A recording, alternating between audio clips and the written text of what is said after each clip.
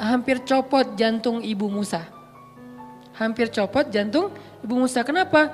Bisa dipastikan bayi ini akan ditemukan oleh para dayang-dayang Firaun. Dan kalau ketahuan Firaun pasti akan dibunuh. Ini ujian luar biasa. Tapi ini challenge-nya justru di situ.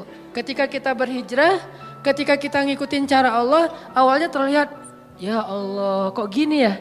Kok jadi gini ya? Kok malah masuk ke selokan ini ya? Kan gitu ya, ada kejutan-kejutan kecil gitu awal-awal kita berhijrah. Baru aja kita halalin putusin, akhirnya putusin, dia langsung jadian sama orang lain. Kan itu berat banget ya. Dia kayak mudah banget gitu move on dari kita. Padahal kita mutusin itu cuman gertak doang biar dia mau halal gitu. Siapa yang takut kata dia. Akhirnya jadian sama orang lain. Itu tuh berat banget. Saya tahu rasanya. Jadi masuk ke selokan itu. Udah gitu ke sungai kecil. Ditemuin sama dayang-dayang Firaun dikasih kepada istri Firaun. Qadarullahnya Allah udah kasih persiapan bahwa istri Firaun belum punya anak. Sehingga ketika dibuka tuh tabut, keranjang yang ada bayi Musa dibuka dilihat oleh istri Firaun. Allah bilang di surat Toha, wa alqaitu ilaika mahabbatan minni. Aku masukkan untukmu cinta dariku. Maksudnya apa? Tiba-tiba istri Firaun jatuh hati kepada bayi Musa. Siapa yang bikin dia jatuh hati? Allah. Sebagaimana Halimatus Sa'diyah jatuh hati kepada bayi Muhammad untuk menyusuinya secara gratis, begitulah istri Firaun jatuh hati kepada bayi Musa dan mau mengangkatnya sebagai anak tanpa bertanya siapa dan dari mana asal usulnya. Wa alqaitu ilaika mahabbatan minni. Gini cara Allah nolong hambanya. Fa'awanya tuh Allah datangkan orang yang mencintai kita. Tiba-tiba ada aja yang anggap kita kayak keluarga barunya. Pernah kan kita merantau, tiba-tiba di perantauan kita nggak kenal siapa-siapa, dapat keluarga yang sebetulnya dia nggak kenal dengan kita, dia nggak tahu background kita, basic kita dari mana asalnya. Pokoknya dia tiba-tiba kayak sayang aja gitu sama kita. Saya di Mesir juga gitu, tiba-tiba ada aja orang Mesir yang sayang sama saya sehingga dianggap kayak anak angkatnya. Kamu kalau butuh apa-apa bilang ya, kamu kalau butuh apa-apa bilang. Setiap awal bulan, dan beliau siapa? Profesor lah gitu, dosen Al-Azhar. Kan banyak banget kemudahan gara-gara ada dosen, profesor, senior, kayak Allah jadikan tertarik kepada saya, senang. Kamu kalau butuh apa-apa bilang ya. Terus pas awal bulan dapat gaji langsung datengin, nak kamu udah beli buku? Belum, kasih aja.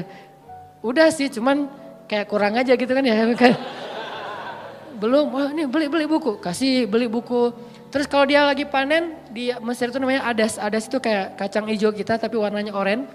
Jadi fungsinya kayak kacang hijau menghangatkan tubuh, bagus, biji-bijian. Kalau lagi panen adas, dia langsung bawa beberapa karung ke rumah tuh. Nih adas buat kalian, panen anggur, panen apa, segala macam buah-buahan di kebun dia tuh dibawa ke rumah kita. Kenapa? Wa alqaitu ilaika mahabbatan minni. Allah yang bikin dia jatuh hati kepada orang ini. Sehingga akhirnya istri Firaun langsung jatuh hati kepada bayi Musa. Firaun enggak, karena Allah sudah mengunci hatinya. Bukan karena Allah mengunci hatinya, belum sih. Karena hatinya keras, maaf salah, jangan disensor. Karena hatinya keras.